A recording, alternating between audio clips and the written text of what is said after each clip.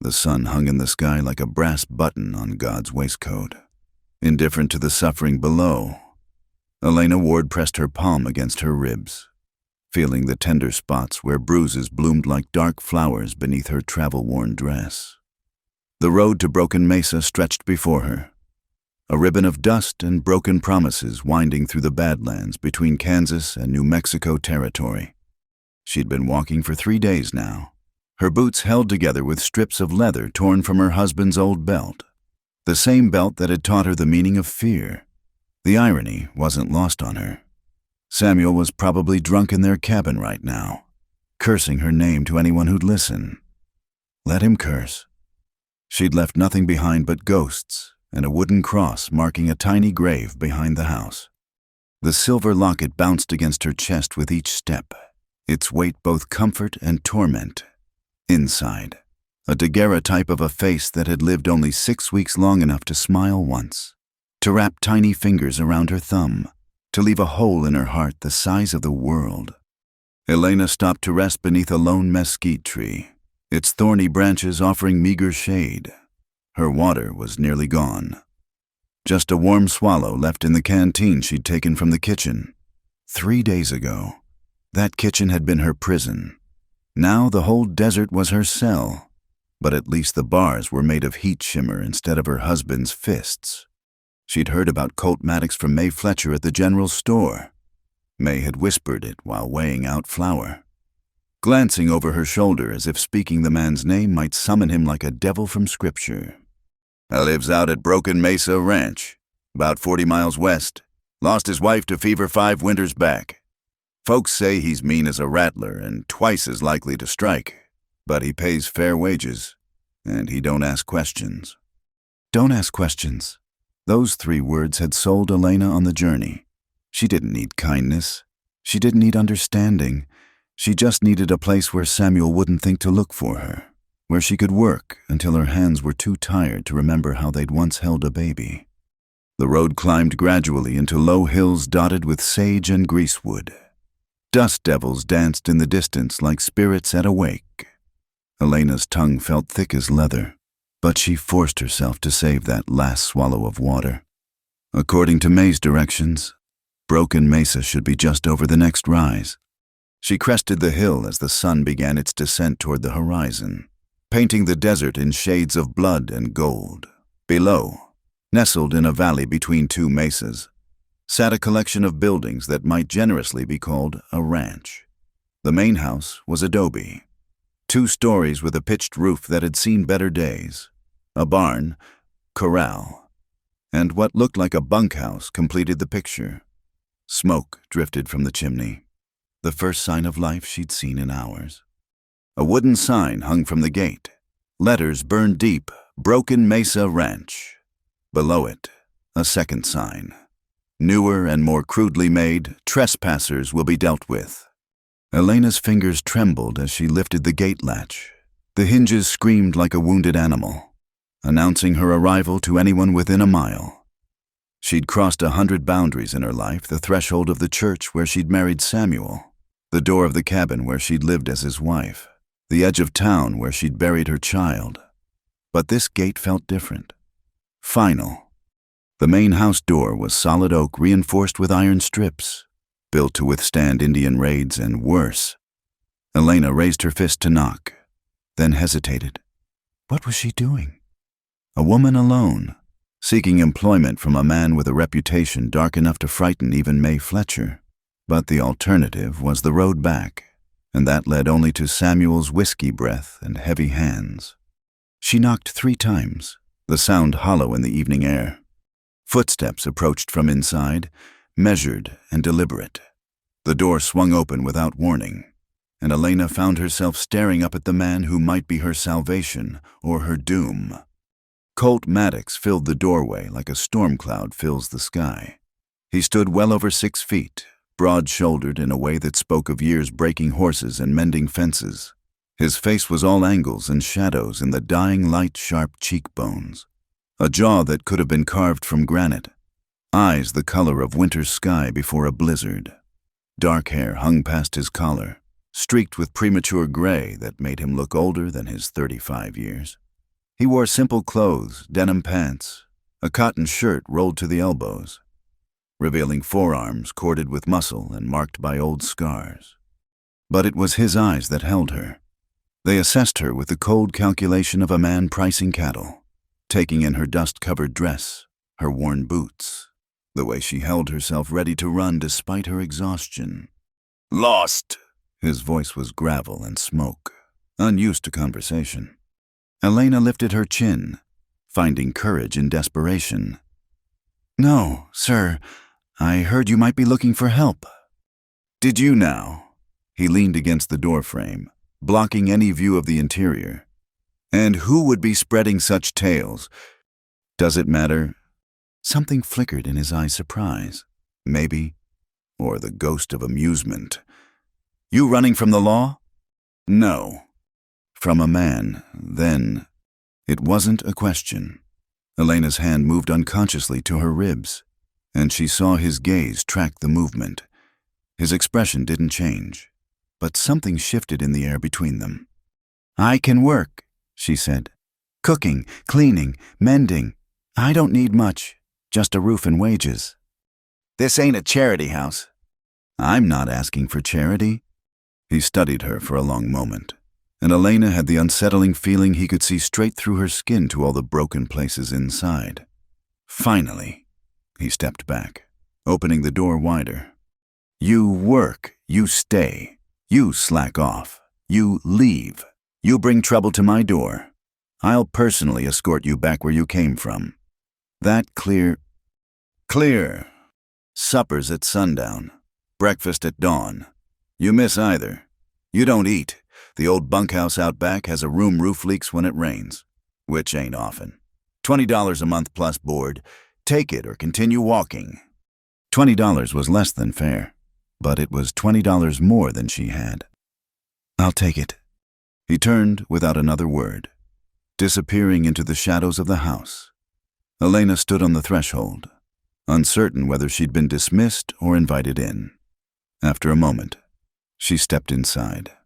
The interior was exactly what she'd expected from a man living alone for 5 years, functional, sparse, and covered in a layer of dust thick enough to plant seeds in. The main room served as both parlor and dining area, with heavy furniture that looked handmade and older than the territory itself. A stone fireplace dominated one wall, cold and dark despite the evening chill. Stairs led to the second floor, and through an archway, she glimpsed what must be the kitchen. "You can start tomorrow." Maddox called from somewhere deeper in the house. "Jed'll show you the bunkhouse. He's probably in the barn, pretending to work." Elena found her way through the house and out the back door. The barn was a more solid structure than it had appeared from the hill, built to last with thick timber beams and a stone foundation. She heard whistling inside a tune she recognized as Lorena, mournful and sweet. "Hello," she called. The whistling stopped. A moment later, a grizzled head appeared around a stall door. The man attached to it could have been anywhere from 50 to 70, with skin like old leather and eyes that twinkled with good humor. "Well, I'll be hornswoggled. You must be the help Colt didn't know he was hiring." He emerged fully, wiping his hands on his pants. "Jed Carter, ma'am. I keep the horses from dying and the boss from killing himself with stubbornness." "Elena Ward." She didn't offer her hand, and he didn't seem to expect it. "You look about done in. Come on, I'll show you to your quarters. Fair warning, it ain't the Palace Hotel." He led her to a small building she'd initially taken for a large shed. Inside, it was divided into 4 small rooms. Jed opened the door to the one on the end. "This here's the only one with a good roof. Bed solid, got a chest for your things, and the stove works if you sweet-talk it."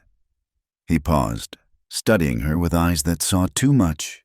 "You running from something bad, or to something worse?" "I don't know yet." He nodded as if that made perfect sense. "Well, you picked an interesting place to figure it out. Colt Maddox ain't the easiest man to work for, but he's fair in his way. Keeps to himself. Don't talk much, and got a temper that could scare the bark off a tree when riled. but he ain't never raised a hand to anyone didn't deserve it.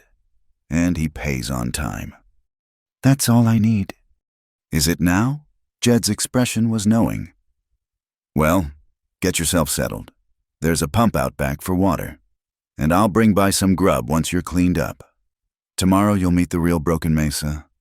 He left her alone in the small room. Elena sat on the narrow bed, springs creaking under her weight, through the single window. She could see the main house, windows glowing amber as lamps were lit against the coming dark. Somewhere in that house, Colt Maddox was probably wondering what kind of trouble he'd just invited in. She pulled out the silver locket, opening it to study the tiny face inside. We made it, little one, she whispered. I don't know if it's better or worse than where we were, but we made it. The baby in the photograph didn't answer, frozen forever in that single moment of peace before the fever took her. Elena closed the locket and began preparing for whatever tomorrow would bring. She'd traded one prison for another, perhaps, but at least this one came with wages and a door she could close. As darkness settled over Broken Mesa like a blanket, Elena Ward lay down on her narrow bed and, for the first time in months, fell asleep without flinching at every sound. The rooster's crow came before dawn, but Elena was already awake, staring at the ceiling beams in the gray half-light. Her first night at Broken Mesa had been filled with unfamiliar sounds, coyotes calling from the hills, wind rattling the loose window pane, and somewhere in the distance, the low rumble of thunder that never brought rain. She dressed quickly in her other dress, only slightly less worn than the one she'd traveled in, and stepped out into the cool morning air. The ranch looked different in the pre-dawn light, softer somehow, as if the harsh edges were still sleeping. Smoke already rose from the main house chimney, a thin column disappearing into the lightening sky. The kitchen door stood open, and Elena paused at the threshold. Colt Maddox sat at the rough wooden table, coffee mug in hand, studying what appeared to be a ledger. He'd already been up long enough to wash and shave. His jaw was clean, revealing a thin scar that ran from his left ear to the corner of his mouth. He wore the same type of simple clothes as yesterday, but everything about him seemed sharper in the morning light, more defined. He looked up at her entrance, those winter sky eyes taking her measure again. Coffee's on the stove. Breakfast fixings are in the pantry. Elena moved into the kitchen, trying not to disturb the strange morning peace. The stove was a massive cast-iron beast that dominated one wall, already hot and ready. She found the coffee pot, poured herself a cup, and began exploring the pantry. It was better stocked than she'd expected: flour, cornmeal, beans, salt pork, preserved vegetables, even some dried fruit. Biscuits and gravy will do, Maddox said without looking up from his ledger. Jed likes his coffee strong enough to float a horseshoe. There's eggs in the cold box if the hens have been laying. She set to work, grateful for the familiar routine. Cooking was something she understood, something that didn't require conversation or explanation. As she mixed the biscuit dough, she stole glances at her new employer. He wrote carefully in the ledger, pausing occasionally to sip his coffee or gaze out the window at the brightening sky. You can read and write? He asked suddenly. Yes, sir. My mother taught me before she passed. Cipher, too. Some. He made a noise that might have been approval and returned to his ledger. Elena focused on her work, but she could feel his presence like heat from the stove, not threatening exactly, but impossible to ignore. When Samuel had been in a room, she'd learned to make herself small, invisible.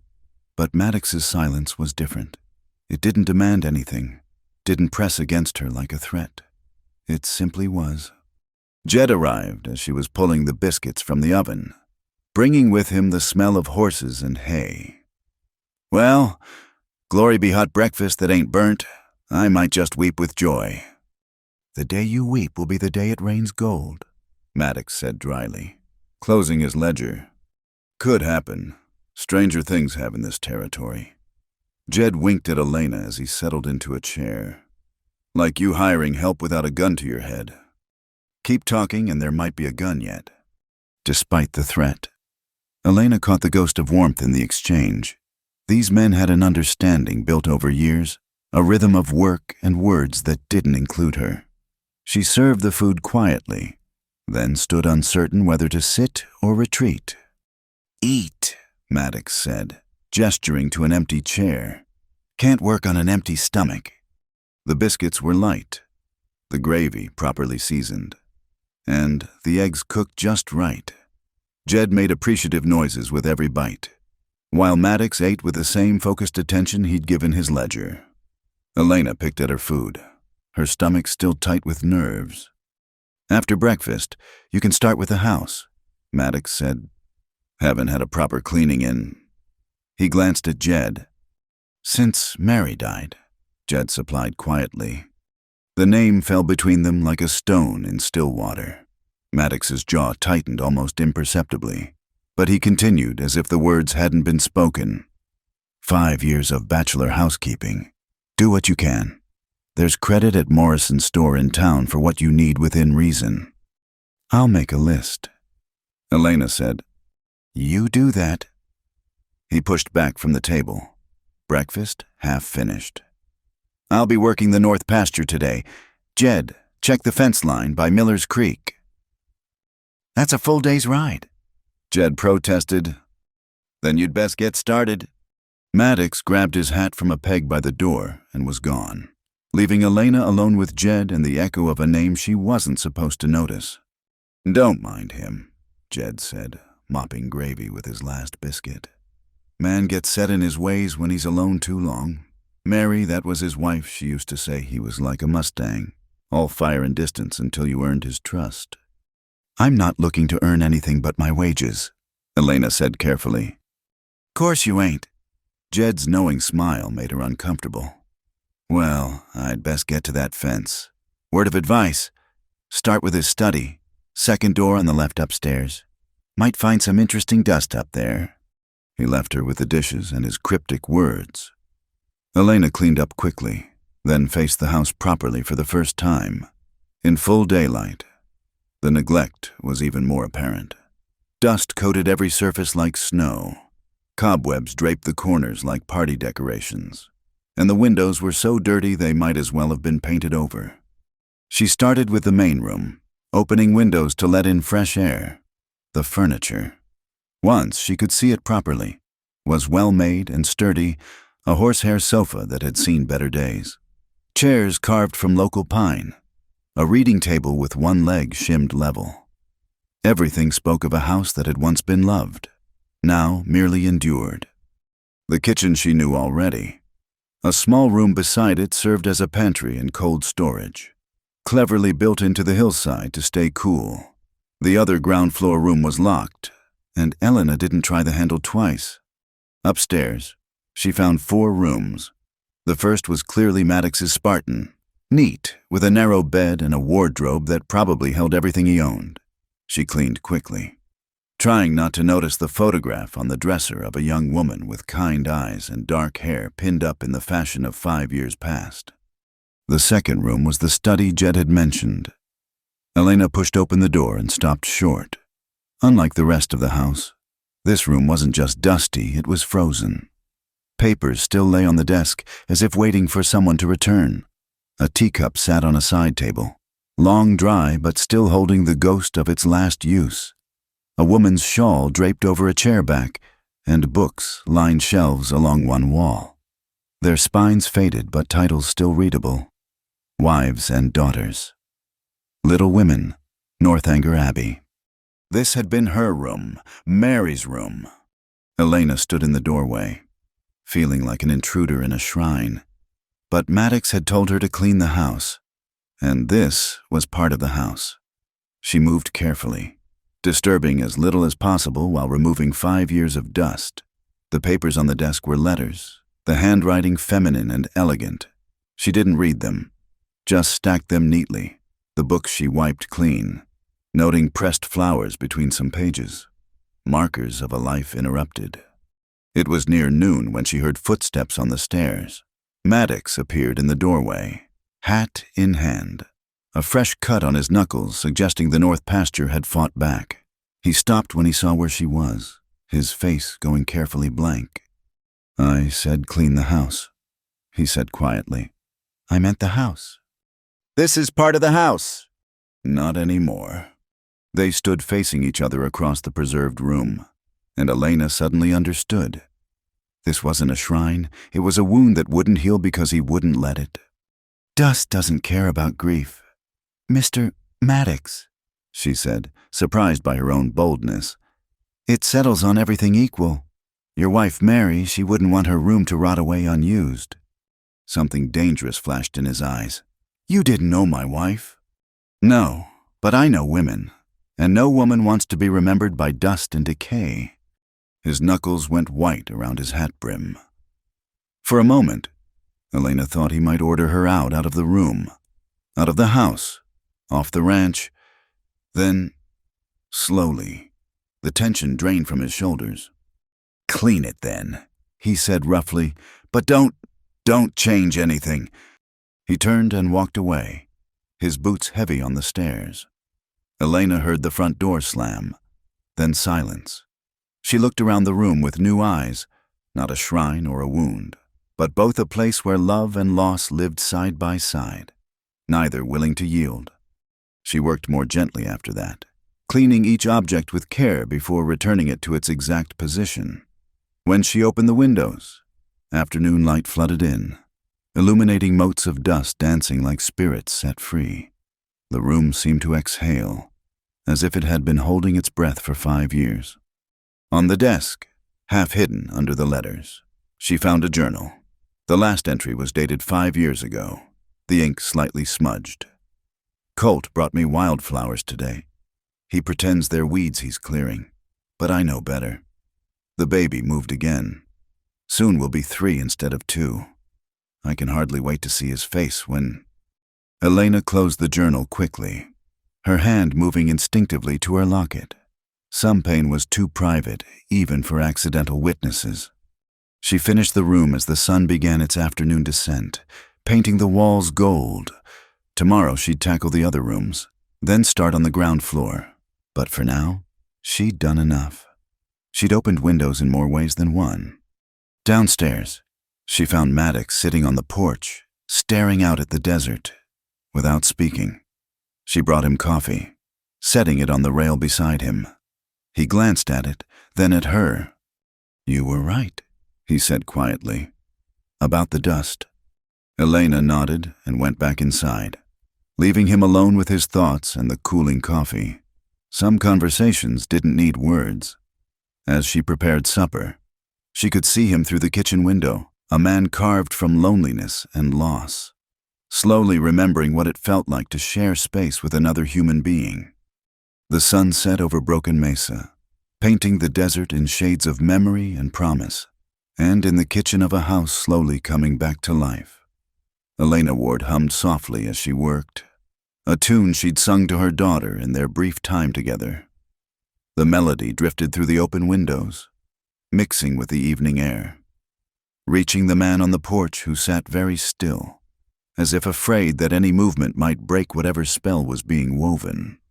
Neither of them noticed Jed watching from the barn, a knowing smile on his weathered face. Some things, he thought, just needed time and the right kind of dust to settle. 2 weeks passed at Broken Mesa Ranch, and a rhythm emerged from the silence. Elena rose before dawn, had coffee ready when Colt came down, and breakfast on the table by the time Jed arrived from the barn. The men would eat, discuss the day's work in terse sentences, then disappear to their labors. Elena would clean, mend, cook, and gradually transform the neglected house into something resembling a home. They existed like 3 planets in the same orbit, aware of each other but rarely intersecting beyond the necessary. Colt spoke perhaps 20 words a day to her, usually about meals or supplies. Jed was friendlier but careful, as if too much warmth might upset some delicate balance. And Elena, for her part, embraced the silence. After years of walking on eggshells around Samuel's moods, the predictable quiet of Broken Mesa felt like sanctuary. It was a Tuesday morning when the first crack appeared in their carefully maintained distance. Elena was drawing water from the well, struggling with the heavy bucket. The rope was rough against her palms, and she'd wrapped her hands in cloth to protect them. As she hauled the bucket up, the cloth on her right hand slipped, and the rope burned across her wrist where the sleeve had pulled back. She hissed in pain, but kept pulling. The bucket was nearly to the top when a hand reached past her, grabbing the rope. Colt lifted the bucket easily with one hand, setting it on the well's edge. "You should have asked for help," he said, then stopped. His eyes had fixed on her exposed wrist, where the rope burn joined a constellation of older marks, yellow-green bruises in the distinctive shape of fingers. Elena quickly pulled her sleeve down, but it was too late. Something shifted in Colt's face, a tightening around his eyes that made him look dangerous in an entirely different way than usual. "How long?" he asked quietly. "It doesn't matter. It's done now." "How long?" Elena met his gaze steadily. 6 years. Since the baby made me slow and clumsy. Since I couldn't keep the house perfect while sick every morning. Since 100 small failures that weren't failures at all. Colt's jaw worked like he was chewing nails. His hand, still on the rope, had gone white-knuckled. "He dead?" "No, just drunk. Probably. I left him that way." "Got a name?" "Why?" Elena grabbed the bucket, water sloshing. "So you can ride off and defend my honor. I don't need that. I don't need anything except what we agreed: work for wages and a roof." She started toward the house, but his voice stopped her. "My father hit my mother once," he said to her back. "Just once. When I was 12. I broke his nose with a piece of firewood. He never raised his hand again, but the fear in her eyes never fully went away. Some men are just mean clear through." Elena turned. Colt stood by the well, looking not at her but at the horizon, as if the past lived somewhere out in that endless distance. "Mary never knew that kind of fear," he continued. "I made sure of it. A man protects what's his, or he's no man at all." "I'm not yours to protect," Elena said softly. "No," he agreed. "You're not? But you're here now, and that makes you mine to keep safe. Nobody touches anyone on my land. Nobody—" The intensity in his voice made her shiver despite the morning warmth. This wasn't attraction or possessiveness. It was something deeper. A fundamental law of his universe that had been violated by the evidence on her wrist. "It's done," she repeated. "I'm here, he's there. That's all that matters." Colt finally looked at her, and his expression was unreadable. "Jed's going to town for supplies tomorrow. Make your list, and get some salve for your hands at Morrison's. The work here's hard enough without starting damaged." He walked away before she could respond, heading toward the barn with purposeful strides. Elena watched him go, bucket heavy in her burned hands. Something had shifted between them. Subtle as a change in wind direction, but just as unmistakable. That evening, she found a pair of soft leather work gloves on the kitchen counter. No note or explanation. They fit perfectly. The next morning brought clouds building on the horizon, purple-gray, and promising a storm that might actually deliver rain. The air felt charged, electric, making the horses restless and the chickens huddle in their coop. "Storm coming," Jed announced at breakfast. "Might want to secure anything loose. Boss, this feels like a big one." Colt nodded, distracted. He'd been different since yesterday, not warmer exactly, but more present, as if he'd suddenly remembered there were other people in his world. "We'll move the horses to the barn. Elena, there's shutters for the windows in the shed. Might want to put them up." "I can help with the horses," she offered. "You know horses." "I know enough." He studied her for a moment, then nodded. "Jed, take the wagon to town now, before this hits. Get back quick as you can." Jed grumbled about racing storms, but headed out. Colt and Elena worked to prepare the ranch, moving between barn and house with practiced efficiency. She was surprised to find she did remember how to handle horses her father had kept them, before the sickness took him and left her mother with debts that led to marriage with Samuel. They were leading the last mare into the barn when the first fat raindrops began to fall. Thunder rolled across the valley like God clearing his throat. The mare, already skittish, shied at the sound, jerking away from Elena's grip. "Easy, girl," Colt said, stepping smoothly beside Elena to help control the frightened animal. "Storm can't hurt you in here." Together they gentled the mare into her stall. For a moment, they stood close in the barn's dim light, both breathing hard from the effort. Elena could smell leather and sweat and something else, the clean scent of rain beginning to earnest. "Thank you," she said. "For the gloves." He shrugged, uncomfortable with gratitude. "Tools for work, nothing more." Lightning flashed, illuminating his profile for an instant, the strong nose, the stubbled jaw, the way his hair fell across his forehead. Elena looked away quickly, disturbed by the sudden awareness of him as a man rather than merely an employer. "We should get to the house," she said, "before it really starts." They almost made it. 20 feet from the kitchen door, the sky opened like a dam bursting. Water sheeted down so thick they could barely see. Elena gasped as the cold rain instantly soaked through her dress. Colt grabbed her hand the first time he'd touched her deliberately and pulled her stumbling toward the house. They burst through the door, laughing despite themselves, dripping puddles on the clean floor. Elena couldn't remember the last time she'd laughed. The sound seemed to surprise them both. "I'll get towels," she said, suddenly aware that her soaked dress clung to her in ways that weren't proper. "Cabinet by the stairs," Colt said, turning away politely. She returned with an armful of towels, handing him one while wrapping another around her shoulders. They stood awkwardly in the kitchen, the storm raging outside, the house feeling smaller somehow with just the two of them. "I should change," Elena said. "I'll make coffee," Colt offered. "Jed won't be back for hours in this." When she returned, dressed in dry clothes with her hair wrapped in a towel, she found he'd not only made coffee but stoked the fire in the main room. He sat in one of the chairs, staring into the flames, his own hair still damp and curling at his collar.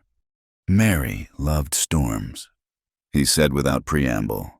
"Said they washed the world clean, gave everything a fresh start." Elena sat in the other chair, cradling her coffee mug. "She sounds wise." "She was smarter than me by half, knew things about people just by looking. She'd have liked you." "How do you know?" A ghost of a smile touched his lips. "Because you don't fill the silence with chatter." She always said the best conversations happened in the quiet spaces between words. They sat without speaking as the storm battered the house. Lightning painted wild shadows on the walls, and thunder shook the windows in their frames. But inside, wrapped in the warmth of fire and unexpected companionship, Elena felt safer than she had in years. "I wasn't always like this," Colt said suddenly, cold, closed off. I knew how to be with people once." "Grief changes us," Elena replied, thinking of the weight of the locket against her chest. "Makes us forget who we were before." "You lost someone too?" It wasn't a question. "My daughter, 6 weeks old. The fever took her while Samuel was drunk in town. I held her through the night. But by morning," she trailed off, surprised to find she could speak of it without tears. "He blamed me, of course. Said I should have fetched the doctor sooner, should have known faster, as if knowing would have changed anything." "Some things can't be changed," Colt said. "Only survived." "Is that what we're doing, surviving?" He looked at her then, really looked at her for perhaps the first time, not as the help, not as a problem to solve, but as a person sitting across from him, carrying her own burden of loss. "Maybe," he said, "or maybe we're learning how to do more than that." The storm chose that moment to redouble its fury, sending something crashing outside, probably a loose board from the fence. Colt rose automatically. I should check. Not in this, Elena said firmly. Whatever it is will still be broken when the rain stops. He settled back, unused to being told what to do in his own house, but there was something almost like relief in his expression, as if he was grateful for the excuse to stay. They talked through the storm, carefully at first, then with growing ease. Not about the deep wounds, those were still too raw, but about smaller things. She learned he'd grown up in Tennessee, fought in the war, though he didn't say for which side, came west to start fresh. He learned her mother had been a schoolteacher, that she could recite Shakespeare and milk a cow with equal skill, that she'd once wanted to see the ocean. When Jed finally arrived, soaked and swearing creatively about the weather, he found them still by the fire, something in his employer's posture, more relaxed than Jed had seen in 5 years, made him grin despite his misery. Well, he announced, dripping in the doorway, if this ain't a picture, you two look almost civilized. Colt's walls slammed back up so fast Elena could almost hear them. He stood abruptly, the ease of the last hours evaporating. Get dried off. Jed, supper's in an hour. He strode from the room, leaving Elena with the cooling coffee and the memory of what almost felt like friendship. Jed shook his head, spraying water like a dog. Don't mind him. Man's been alone so long he's forgotten how to be any other way. But that there... He gestured to the chairs by the fire. That's the first time I've seen him sit in that chair since Mary died. You're good for this place. Good for him. Maybe. I'm just the help, Elena said quietly. Sure you are, Jed said with a knowing wink. And I'm the Queen of England. Now, how about that supper? This storm's given me an appetite, something fierce. Elena rose to prepare the meal, but her mind stayed by the fire, in that space between words where two damaged souls had found a moment of peace. Outside, the storm was passing, but inside Broken Mesa Ranch, something else was just beginning. The trip to town had been Colt's idea, though he'd made it sound like pure practicality. Need grain for the horses, and Morrison's got a shipment coming in. Might as well make one trip of it. Elena sat beside him on the wagon seat, acutely aware of every bump that shifted her closer to him. She'd been at Broken Mesa for nearly a month now, and this was the first time she'd left the ranch. The road stretched before them, rutted and dusty, winding through stands of juniper and pinon pine. Morrison's is fair, Colt said, breaking a long silence. But his wife's got opinions about everything. Don't let her corner you. I can handle opinionated women. Can you now? There was something almost like humor in his voice. We'll see about that. The town appeared gradually, buildings emerging from the desert like mirages solidifying into wood and adobe. It wasn't much a main street with a handful of businesses, a church at one end, a saloon at the other, and houses scattered between like afterthoughts. But after a month of isolation, it looked like civilization itself. Morrison's general store occupied a prime corner location, its broad porch shaded by a wooden awning. Colt pulled the wagon to a stop out front, setting the brake with practiced ease. I'll load the grain, he said. You get what you need inside. Elena climbed down, smoothing her dress nervously. She'd worn her better one, the blue calico that wasn't patched yet, but she still felt shabby compared to the women she could see through the store windows. A bell chimed as she entered, and heads turned.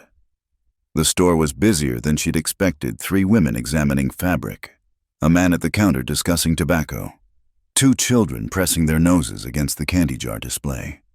Well, a woman behind the counter straightened, her sharp eyes taking in every detail of Elena's appearance. This must be Mrs. Morrison, thin as a fence post, with gray hair pulled so tight it stretched her features. You'd be Maddox's new help. Yes, ma'am. Elena Ward. Mrs. Morrison's expression suggested she'd found Ella on wanting. Heard he'd finally hired someone. Surprised it's a woman. What with him being a widower and all. People talk, you know. People always do, Elena said evenly, moving toward the household goods. She'd gathered what she needed: soap, thread, some flour sacks for dish towels when she became aware of a disturbance near the door. 3 men had entered, bringing with them the smell of whiskey and trail dust. Cowboys from their look, but not the respectable sort. Their loud voices filled the store, making the other women draw back nervously.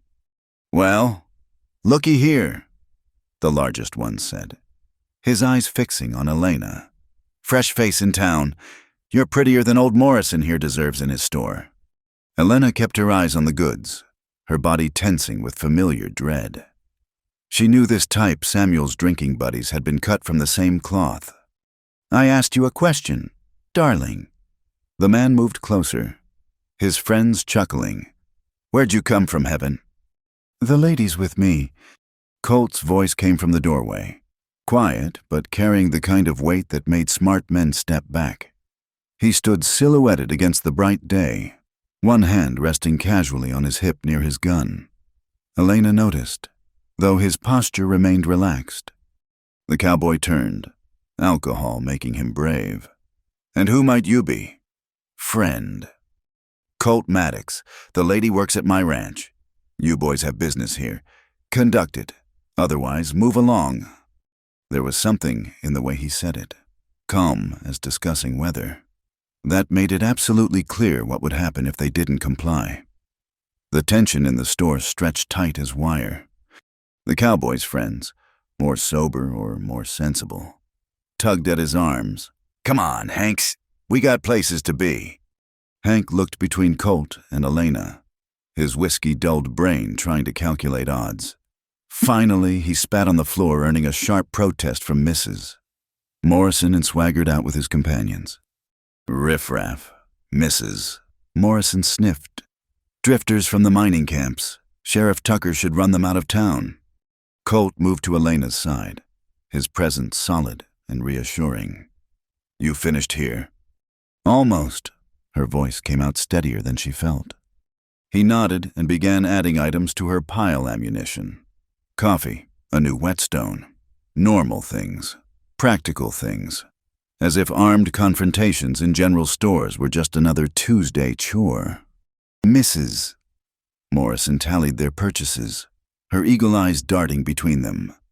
"You know, Mr. Maddox, people have been wondering when you'd start taking an interest in companionship again. 5 years is a long time for a man to be alone. People wonder about a lot of things that aren't their business." Colt replied, counting out payment. "I'm just saying, if you're thinking of remarrying, I'm thinking of getting my supplies and heading home." His tone ended the conversation as effectively as a slammed door. They loaded the wagon in silence, Elena aware of eyes watching from windows and doorways. News traveled fast in small towns, and by nightfall, everyone would know that Colt Maddox had faced down 3 cowboys over his female help. They were a mile out of town before he spoke. "You all right?" "Yes, thank you. Men like that." He shook his head. "They see a woman alone. They think she's fair game, like wolves spotting a limping deer. I wasn't alone." He glanced at her, something unreadable in his expression. "No, you weren't." They rode in companionable silence for a while, the afternoon sun warm on their faces. Elena found herself studying his profile, the way he squinted slightly against the light, how his hands held the reins with easy competence. "Can I ask you something?" she said. He made a noise that might have been agreement. "Why did you really bring me to town? The grain could have waited, and Jed usually does the supply runs." Colt was quiet long enough that she thought he wouldn't answer. Finally, "Figured you'd been cooped up long enough. Everyone needs to see beyond their own fence posts now and then." And a slight smile tugged at his mouth. "And I wanted to make it clear to anyone paying attention that you're under my protection. Word spreads fast out here. After today, nobody with sense will bother you." "I don't need—" "It's not about need," he interrupted. "It's about what's right. You work for me, live on my land, That makes you mine to look after. Same as I'd do for Jed or any of the hands. If I had any. Mine to look after. The words should have rankled, but instead they wrapped around her like a blanket. When was the last time anyone had offered protection without expecting payment in pain or submission? They were passing through a narrow canyon when Colt suddenly pulled the wagon to a stop. "Listen," he said quietly. Elena held her breath, hearing nothing at first, then voices, rough and familiar, echoing off the canyon walls. "That's them," she whispered. "The 3 cowboys from town." Colt's jaw tightened. "Probably figured to wait here, catch us in the Narrows." He looked at her, decision crystallizing in his eyes. "Can you handle the wagon?" "Yes, but—" He was already climbing down, checking his revolver with practiced movements. "When I tell you to go, you slap these horses hard and don't stop until you reach the ranch. Jed'll know what to do." "Colt, no arguments." He moved toward the canyon bend, staying close to the wall. "Get ready." Elena's heart hammered as she slid over to take the reins. This was different from the store. There were no witnesses here, no sheriff to eventually intervene, just the desert and whatever violence was about to unfold. She heard them before she saw them, boots on stone, that same drunken laughter. They came around the bend, already spreading out, trying to look menacing. The one called Hank was in the lead, false bravery shining in his eyes. "Well now," Hank drawled. "Fancy meeting you folks here. Thought we might continue our conversation from town, more private-like." "Nothing to continue," Colt said. He stood relaxed in the middle of the road, hand nowhere near his gun, but something in his stillness made Elena think of a coiled snake. "You boys should head back the way you came." "See, that's where you're wrong." Hank's hand drifted toward his pistol. "You disrespected us in front of the whole town. Man's gotta have satisfaction for that." "The only thing you'll get here is buried," Colt said conversationally. "I've put better men than you in the ground for less cause, but I'm feeling generous. Walk away now, and we'll forget this happened." One of the other cowboys, less drunk or more observant, grabbed Hank's arm. "That's Colt Maddox," he hissed. "The Colt Maddox. Killed 4 men in El Paso, 3 in Amarillo. They say he shot Jake McKenna so fast Jake was dead before he cleared leather." Hank's bravado wavered. "Stories," he muttered, but uncertainty had crept into his voice. "Only one way to find out," Colt said softly. The moment stretched like taffy. Elena could hear her own heartbeat, could see sweat beading on Hank's forehead despite the cool canyon shade. The other 2 cowboys had already started backing away. Finally, Hank's shoulders slumped. "Ain't worth dying over some woman," he muttered. "Come on, boys."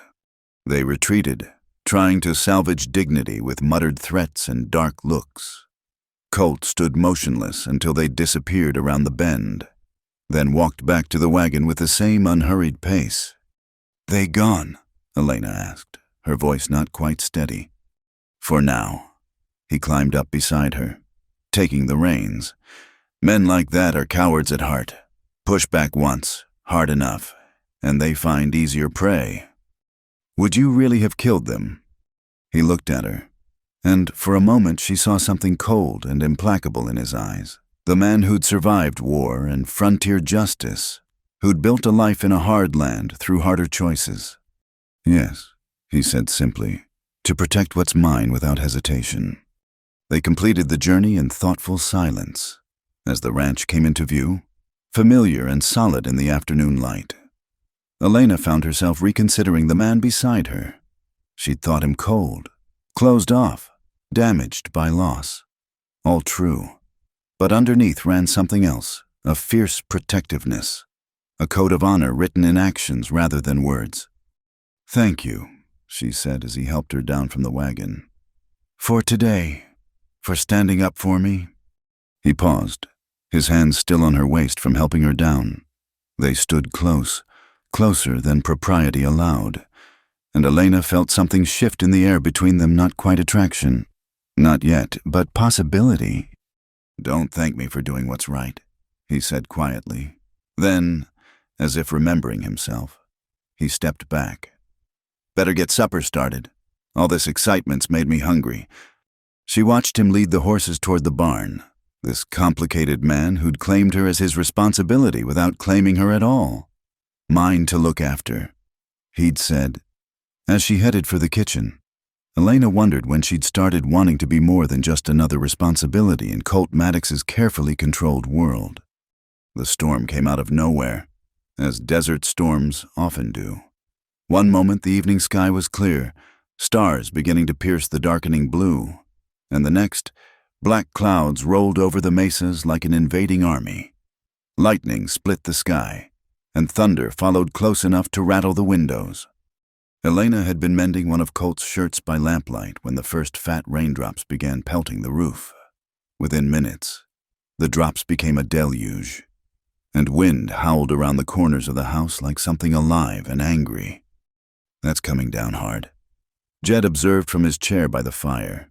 He'd taken to spending evenings in the main house lately, claiming his old bones needed the warmth. Elena suspected he just enjoyed the company, and perhaps enjoyed watching the careful dance between her and Colt. "The horses," Colt said, already reaching for his slicker. "I got them in before supper," Jed assured him. "Saw this coming in my knees hours ago." As if to emphasize the storm's power, something crashed outside, wood splintering, followed by the screech of metal on metal. Colt was at the window instantly, peering into the wind-whipped darkness. "The barn door," he muttered, "must have torn loose." "It'll keep till morning," Jed said. "And let the rain ruin the hay, not likely." Colt shrugged into his slicker. "I'll only be a minute." He was out the door before anyone could protest. Elena moved to the window, watching his lantern bob through the darkness toward the barn. The light disappeared behind sheets of rain, swallowed by the storm's fury. "Stubborn as a mule," Jed commented. "Always has been. Mary used to say—" He stopped, glancing at Elena. "Sorry, I know it bothers him when I mention her." "It's all right," Elena said, still watching for Colt's lantern. She was his wife. It would be stranger if no one ever spoke of her. "You're a sensible woman, Elena Ward. Not many would be so understanding about living in another woman's shadow." "We all have shadows," Elena replied quietly. "The trick is learning when to step into the light." Long minutes passed. The storm seemed to intensify, wind driving rain horizontal. Elena found herself gripping the window frame, worry tightening her chest. It was just a barn door. He'd fixed 1,000 barn doors, but the darkness had swallowed him completely, and the storm felt hungry. "Something's wrong," she said suddenly. "He should be back." Jed joined her at the window, his weathered face creasing with concern. Might just be wrestling with the door in this wind.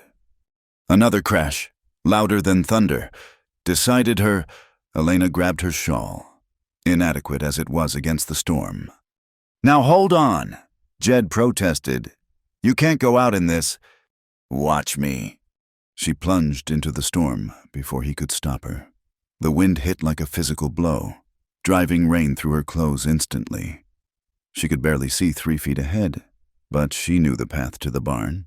How many times had she walked it in the past month? "Colt!" She had to scream to be heard over the storm. "Colt!" A faint groan answered her, somewhere to her left. She fought through the wind, nearly tripping over something a piece of the barn door, torn free and flung like a child's toy. Then her foot hit something soft, and her heart stopped. Colt lay crumpled against the barn wall, his lantern broken beside him. Blood ran from a gash on his forehead, mixing with the rain streaming down his face. A section of the door hung at a crazy angle above him, ready to fall with the next strong gust. "No, no, no!" Elena dropped beside him, hands searching for other injuries.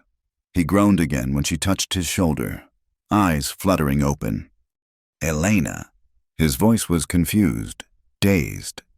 "What are you—" "Saving your stubborn hide," she said, relief making her sharp. Can you stand? He tried to push himself up, then swayed dangerously. Heads! Spinning! The hanging door creaked ominously. Elena looked up, calculating. They had to move. Now. She wedged herself under his arm, taking as much of his weight as she could bear. Come on, she urged. Just lean on me. It was the longest walk of her life. Colt was heavy, semi-conscious, and the storm fought them every step. Rain blinded her. Wind tried to tear them apart, and mud sucked at their feet.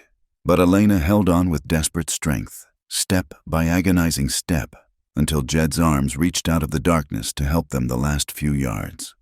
Together they got Colt inside and onto the sofa. In the lamplight, the gash on his head looked worse deep and still bleeding freely. His shirt was torn, revealing bruises already forming along his ribs where the door had caught him. I'll heat water, Jed said, his usual humor replaced by efficiency. You stop that bleeding. Elena pressed a clean cloth to the wound, trying to ignore how her hands shook. Colt's eyes focused on her face, still clouded with pain but more aware. You came after me, he said, wonder in his voice. Somebody has to keep you from killing yourself with stubbornness. In that storm, you could have been hurt. So could you, and were... She lifted the cloth to check the bleeding, relieved to see it slowing. This needs stitches. Done it before. He tried to sit up, then thought better of it as the room spun. Just give me a minute. You'll give me more than that, Elena said firmly. Jed, bring the water and my sewing kit, and the whiskey from the pantry. I don't need Colt started. What you need is to stop arguing and let someone take care of you for once in your life. The words hung between them, more intimate than any physical touch. Colt stared at her, something vulnerable flickering in his eyes before he looked away. All right, he said quietly. Elena cleaned the wound carefully, aware of every wince he tried to hide. The gash was clean but deep, running from his temple into his hairline. She threaded her needle with steady hands, a skill learned from too many nights patching up Samuel's drunken mishaps, though she'd never been as gentle with him as she was now. This will hurt, she warned. Can't be worse than... He hissed as the needle went in, jaw clenching. Never mind. She worked quickly but carefully, making small, neat stitches that would minimize scarring. Colt sat still as stone, though she could see the tension in his shoulders, the white knuckles where he gripped the sofa arm. Almost done, she murmured. You're doing well. Had worse. Took a Confederate mini-ball at Chickamauga. Dug it out myself with a camp knife. That explains some of these scars, Elena said, trying to keep his mind off the pain. Were you cavalry? Infantry, 87th Indiana. Marched from Louisville to the sea and back.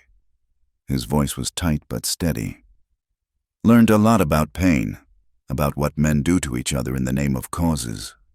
Is that why you came west to forget? To start over, Mary understood that. She'd lost brothers in the war, knew what it cost everyone who survived. He fell silent as Elena tied off the last stitch. There, she said softly. All done. She became aware suddenly of how close they were, of her hand still resting against his face, of how his eyes had found hers and held, something shifting in their depths like storm clouds breaking. Elena, he said, her name rough in his throat. I should bandage this, she said quickly, pulling back, but he caught her wrist gently. Nothing like the harsh grip she'd known before. Thank you, he said simply. Not just for this, for bringing light back to this place. I'd forgotten what that felt like. She couldn't speak past the tightness in her throat. Instead, she carefully wrapped his head with clean bandages, aware of every breath, every heartbeat in the space between them. I've never been this close to a man, she whispered, the words escaping before she could stop them. And it was true she'd never been this close to anyone without fear. without the expectation of pain. This tenderness terrified her more than any storm. Colt's hand came up to cover hers where it rested on the bandage. "You already are," he said softly, echoing words not yet spoken but somehow already known. Closer than anyone's been in 5 years. The storm still raged outside, but inside, in the circle of lamplight, something else entirely was happening. 2 damaged souls, carefully, tentatively, reaching across the space that trauma had carved between them and the world.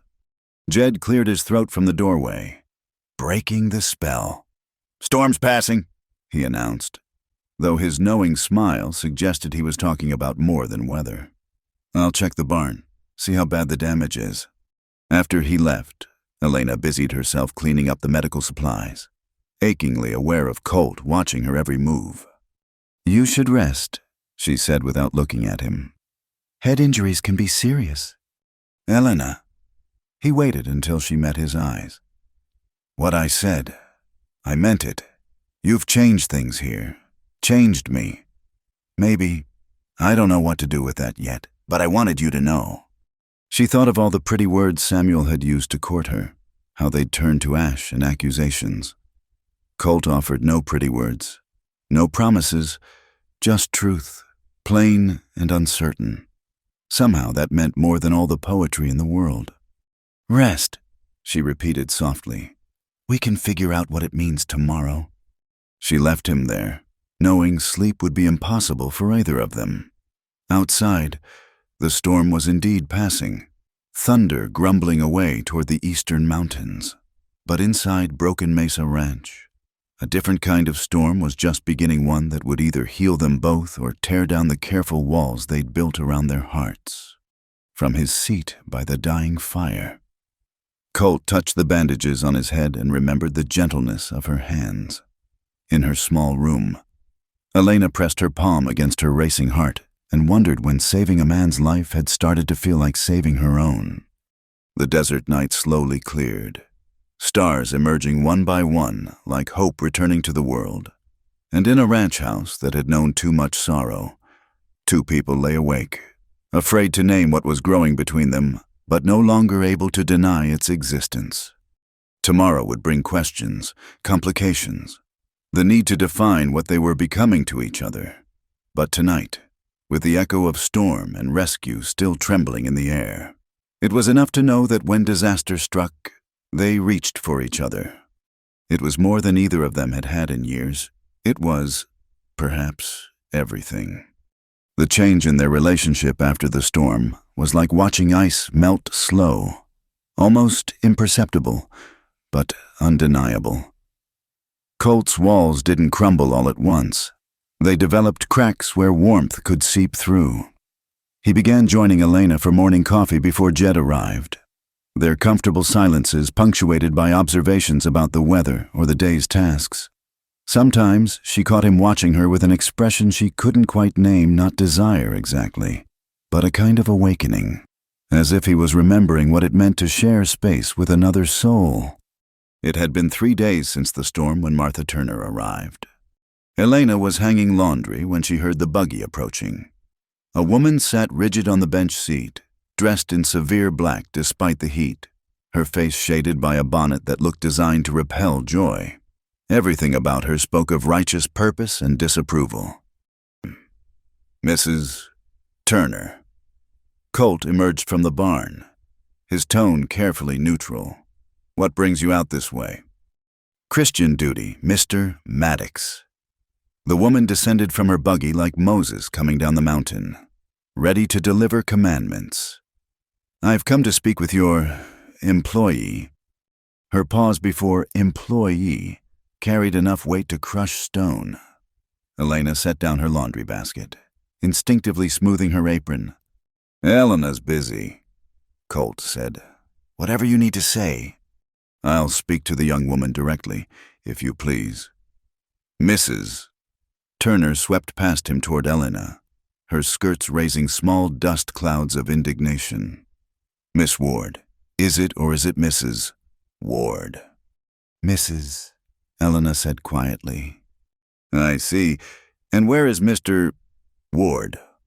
I couldn't say, ma'am. Mrs. Turner's eyes glittered with the satisfaction of confirmed suspicions. So, you've abandoned your lawful husband to live unchaperoned with a bachelor. Do you know what people in town are saying? I imagine they're saying whatever fills their empty hours, Elena replied, finding steel in her spine. They're saying, Mrs. Turner continued, undeterred, that Colt Maddox has taken up with a loose woman, that this ranch has become a den of sin. That's enough! Colt's voice cut through like a blade. He stood between them now, his presence a wall of controlled anger. Elena works for me. She cooks, cleans, and keeps house. Nothing more, nothing less. A woman's reputation is her most precious possession. Mrs. Turner intoned, and yours, Mr. Maddox, still carries the respect your dear Mary earned. Would you tarnish her memory with scandal? The mention of Mary's name was like a match to powder.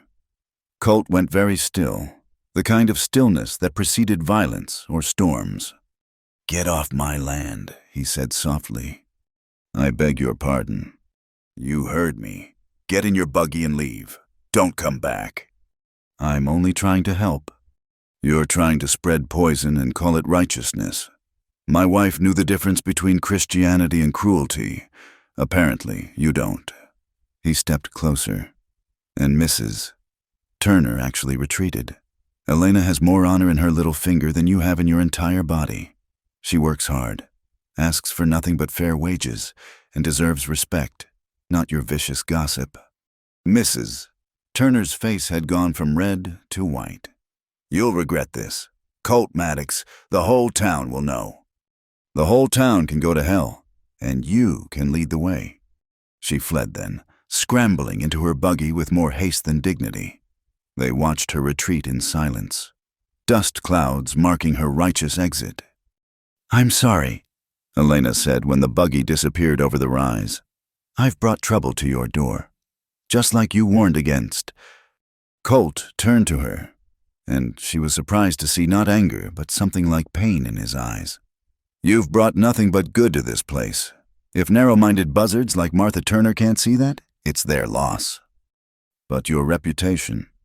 My reputation, he laughed, short and bitter. I'm the man who went half mad with grief when Mary died, who shut himself away for 5 years, who barely speaks to anyone in town unless I have to. What reputation is there to protect? The one Mary helped build, Elena said gently. The one that matters to you, even if you pretend it doesn't. He looked at her for a long moment, something shifting in his expression. You know what Mary would have said about Martha Turner? What? That some people are so busy looking for sin, they wouldn't recognize grace if it knocked them into Sunday. His mouth quirked in an almost smile. She had a way with words when riled. They stood in the yard, laundry forgotten, the weight of the town's judgment pressing down like heat from the sun. Elena felt the familiar urge to run, to disappear before she could cause more damage to this man who'd shown her nothing but decency. I should leave, she said quietly, before it gets worse. No. Colt. No. He caught her arm as she turned away gently, always gently. You don't run from harpies like Martha Turner. You don't give them that power. It's not about power. It's about you. This place, I won't be the reason. The reason for what? For people to talk. They've been talking about me for 5 years. At least now they have something more interesting than my drinking habits to discuss. You don't drink, Elena pointed out. They don't know that. I rarely go to town. Remember? His hand was still on her arm, warm through the fabric of her sleeve. Elena, I need you to hear something. Really hear it. She nodded, caught by the intensity in his voice. I hired you because I needed help. Yes, but you've become more than that. This place was dying. I was dying. In all the ways that matter. You changed that. I won't let small-minded gossips drive away the first good thing that's happened here since... He stopped, swallowed hard. In a very long time. Elena felt tears threaten, though she couldn't say why. I don't want to cause you pain. The only pain would be watching you leave because of people like her. He released her arm, stepping back. Besides, Jed would never forgive me. He's gotten used to edible cooking. The attempt at lightness almost worked. Elena managed a small smile. Well, we can't disappoint Jed. No, we can't. Colt bent to pick up the dropped laundry basket, a gesture so unexpected and domestic that it made her heart skip. But maybe we should be more careful, for appearance's sake. What do you mean? He looked uncomfortable. Jed could take his meals with us, act as chaperone, I suppose. Keep the doors open when we're alone, that sort of thing. Elena studied him. Would that help? Probably not. Martha Turner's type sees sin in sunshine, but it might make you feel more comfortable. I'm not uncomfortable, Elena said, realizing it was true. Not with you. Something flared in his eyes, surprise, perhaps, or hope. Still, we should be smart about this. About what? The question slipped out before she could stop it. Colt went very still. They stood facing each other in the bright morning. Laundry scattered around them like white flags of surrender, and Elena wished she could take the words back, but they hung in the air, demanding answer. I don't know, he said finally, honestly. But whatever this is, I don't want to lose it to gossip and judgment. It wasn't a declaration. It wasn't poetry or promises, but from this careful, closed-off man, it felt like everything. That evening, Jed joined them for supper as proposed, though his twinkling eyes suggested he knew exactly why he'd been promoted to chaperone. He kept up a steady stream of chatter about horses and weather, filling the spaces where awkwardness might have crept in. But later, as Elena cleaned dishes and Colt repaired a bridle by lamplight, she caught him watching her again. When their eyes met, he didn't look away. Instead, he offered the smallest of smiles barely there, like the first green shoot after winter. She smiled back, hands deep in soapy water, and felt something ease in her chest. Let Martha Turner talk. Let the whole town whisper.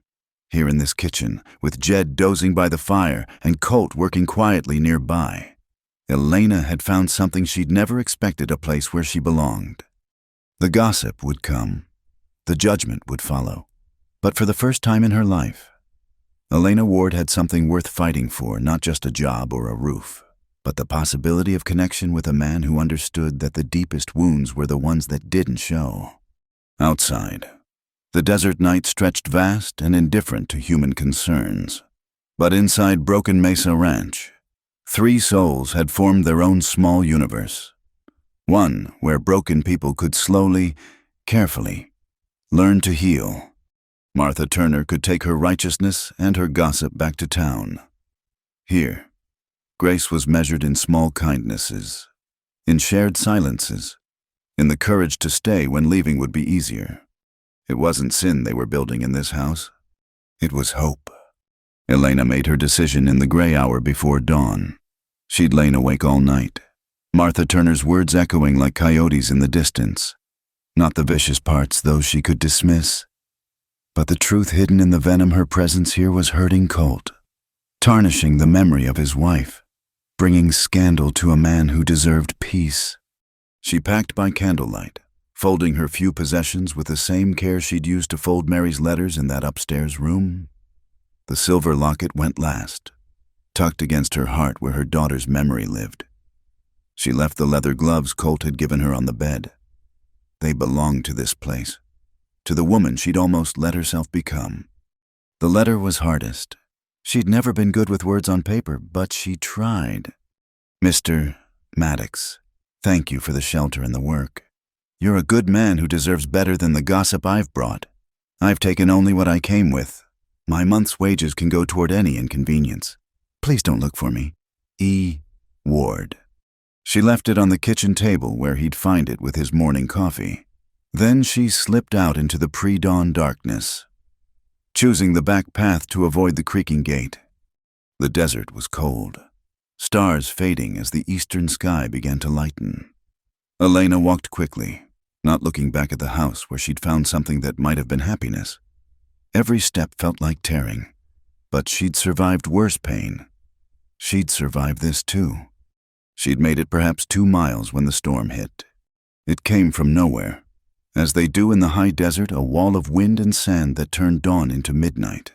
Elena stumbled, pulled her shawl over her face, tried to keep walking, but the wind was a living thing, shoving her sideways, filling her eyes and mouth with grit. She lost the road within minutes, lost all sense of direction in the howling darkness. Lightning flashed, revealing nothing but chaos. Thunder followed like the world breaking apart. Then rain, sudden and violent, turning dust to mud, making each step a battle.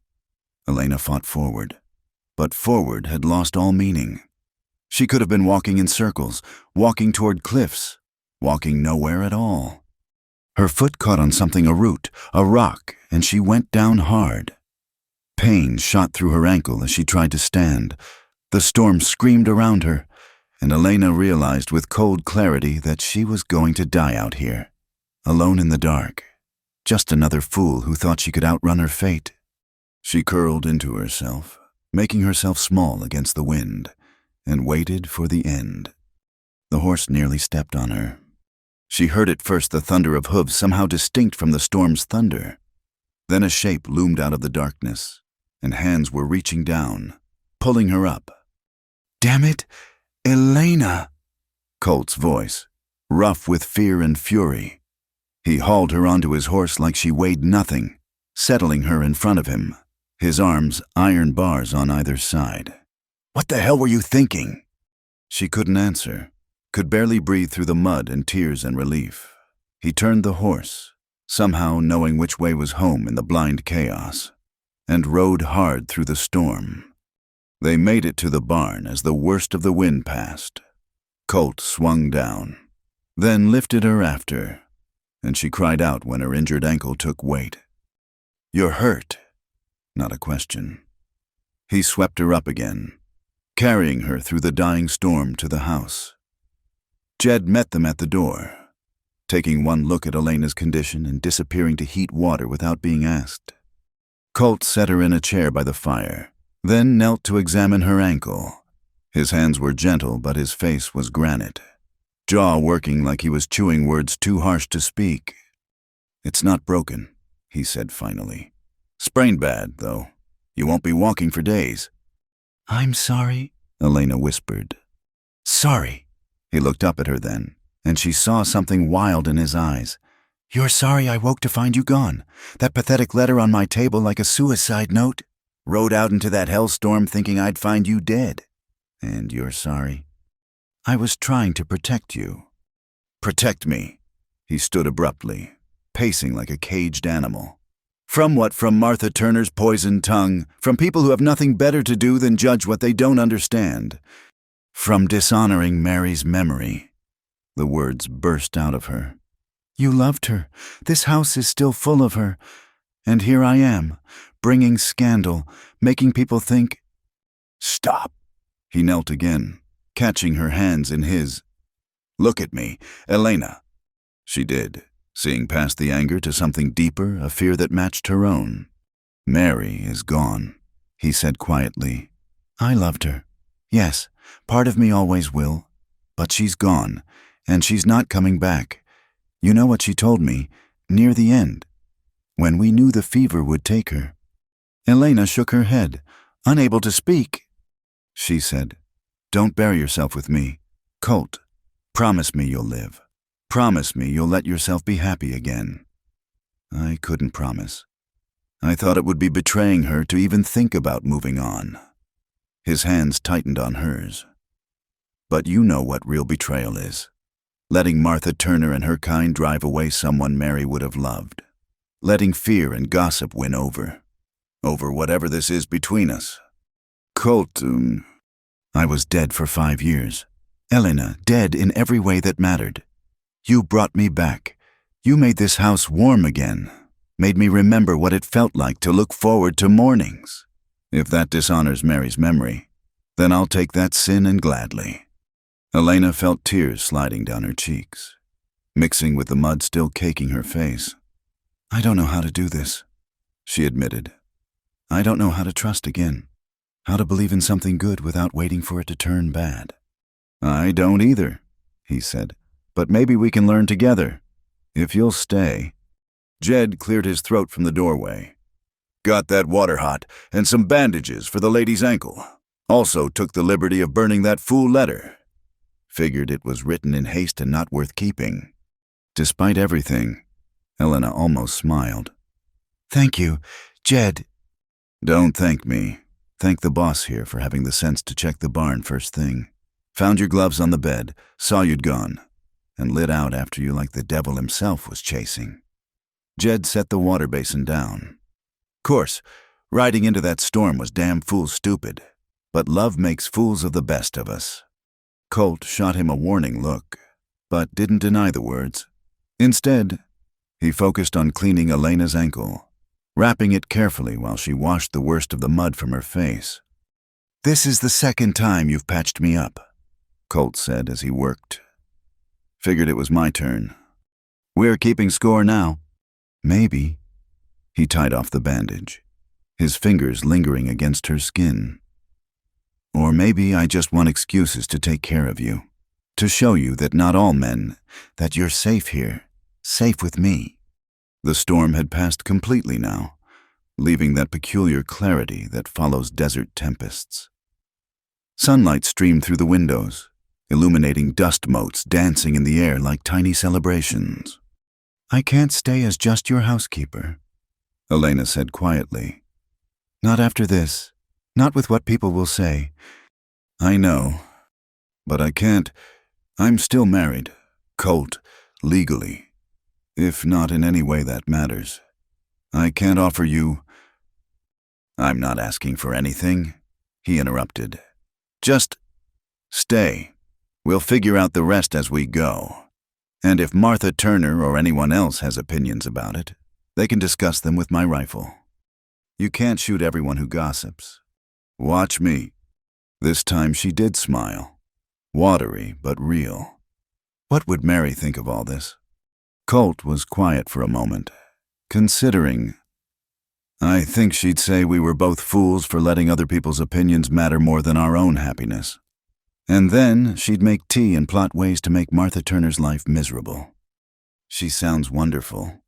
She was. You would have been friends. I think. Both of you too smart and too stubborn for your own good. Elena tested her ankle, wincing at the pain. I really can't walk. Good. Means you can't run away again. He stood, offering his hand. Come on, let's get you settled properly. Jed's probably cooking breakfast, which means we'll all suffer together. I heard that, Jed called from the kitchen. As Colt helped her to a more comfortable chair, Elena caught sight of something on the mantel, the silver locket she thought she'd packed. How? Found it on the road when I was tracking you. Colt said, figured you'd want it back. A woman shouldn't have to leave her memories behind, even when she's running. Elena clutched the locket, feeling its familiar weight. Thank you. Thank me by not scaring me like that again. I've buried one woman I cared about. I won't survive burying another.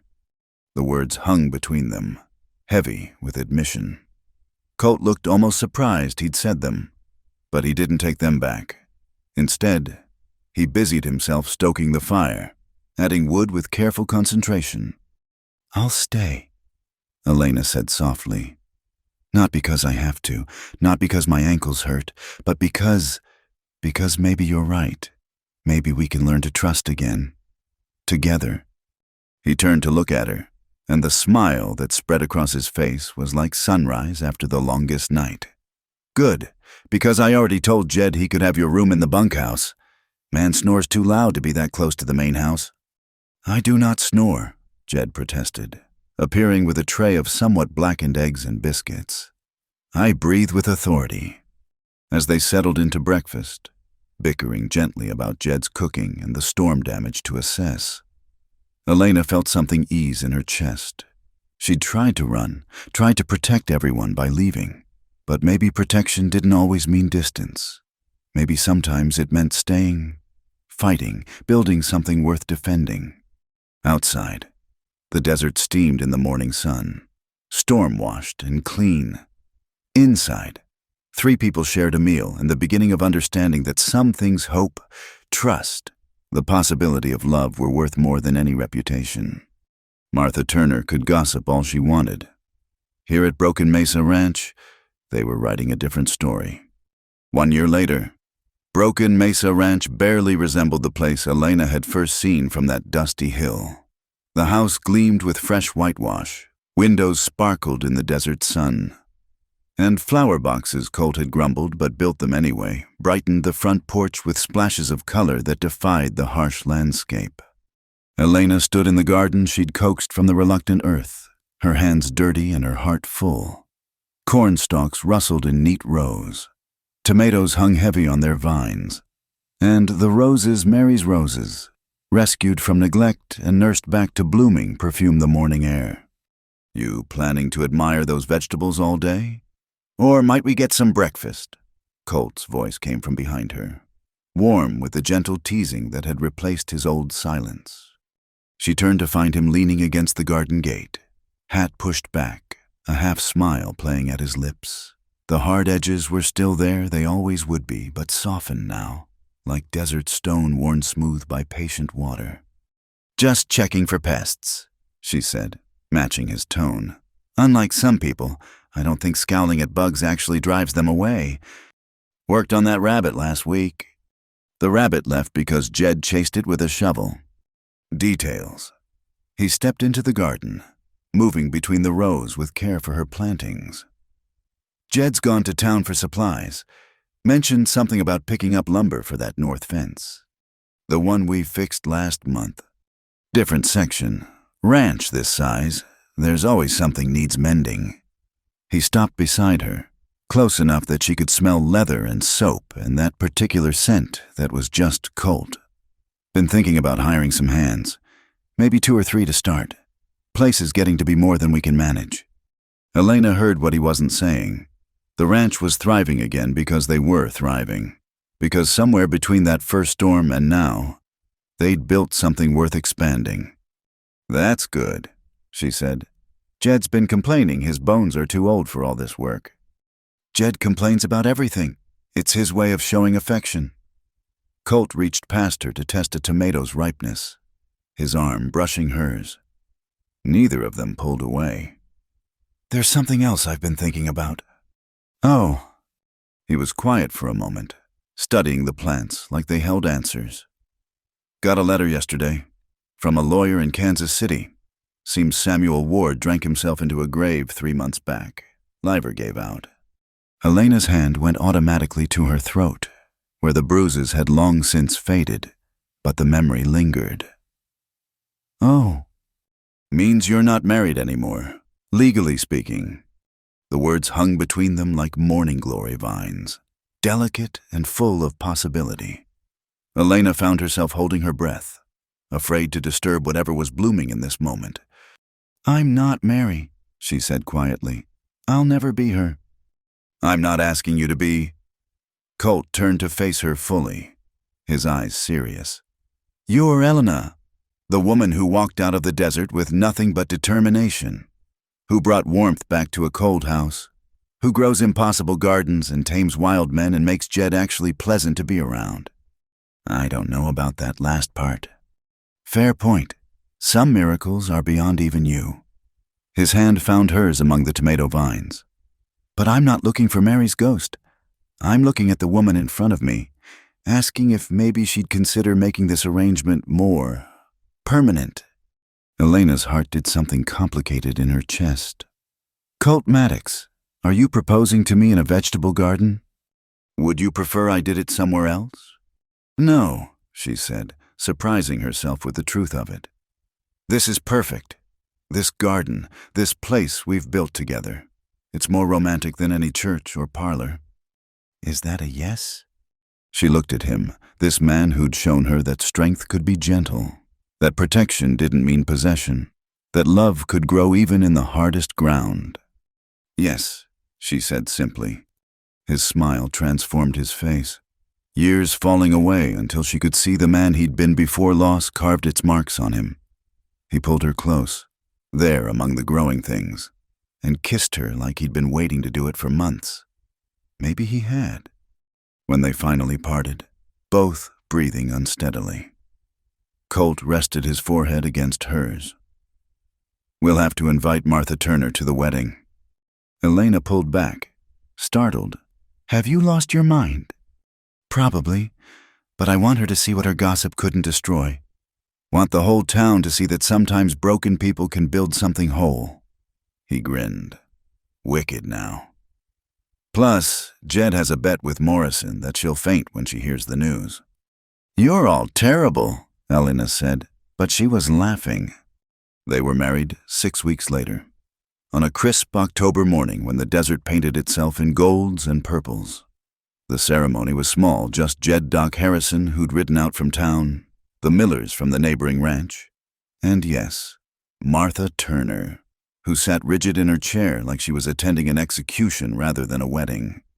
Elena wore a simple blue dress she'd sewn herself, with Mary's roses in her hair, a touch Colt had suggested, saying it would have made his first wife happy to see beauty returning to the ranch.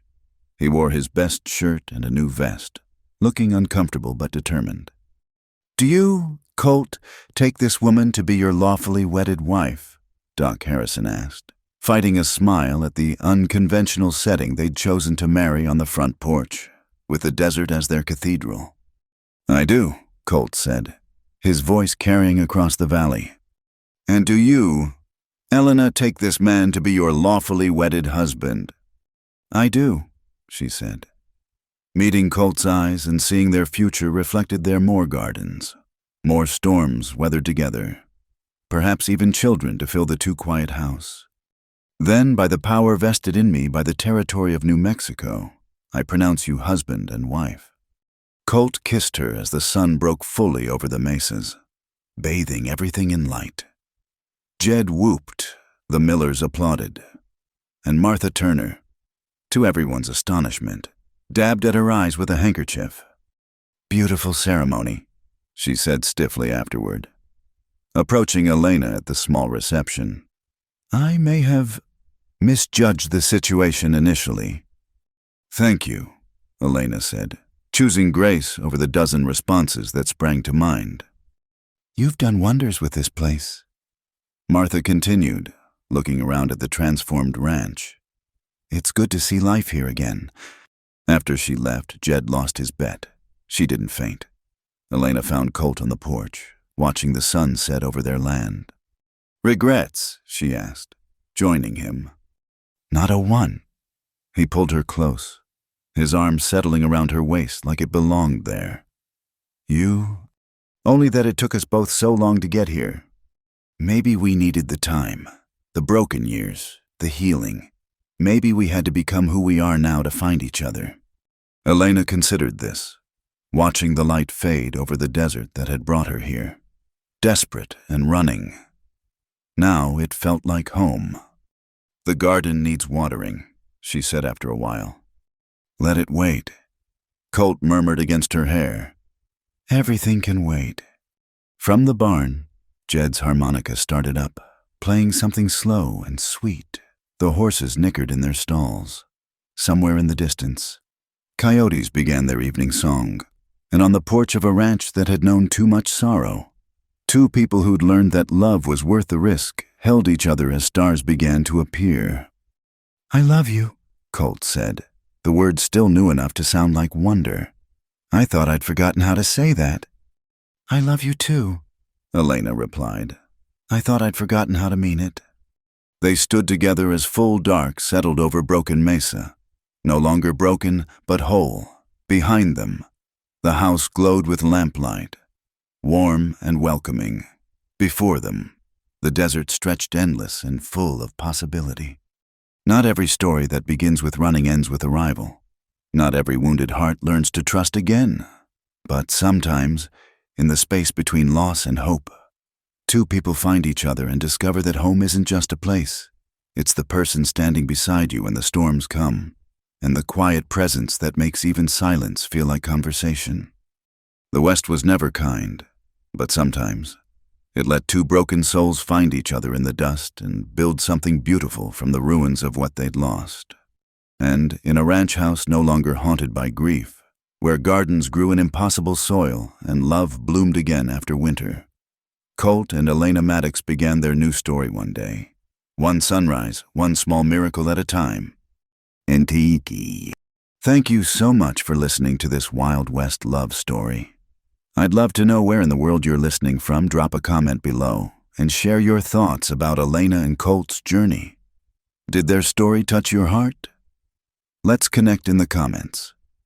If you enjoyed this tale of redemption and second chances, please subscribe to Wild West Night for more stories that capture the spirit of the American frontier. Don't forget to like this video and hit the hype button to help more people discover these heartfelt Western romances. Until next time, partners.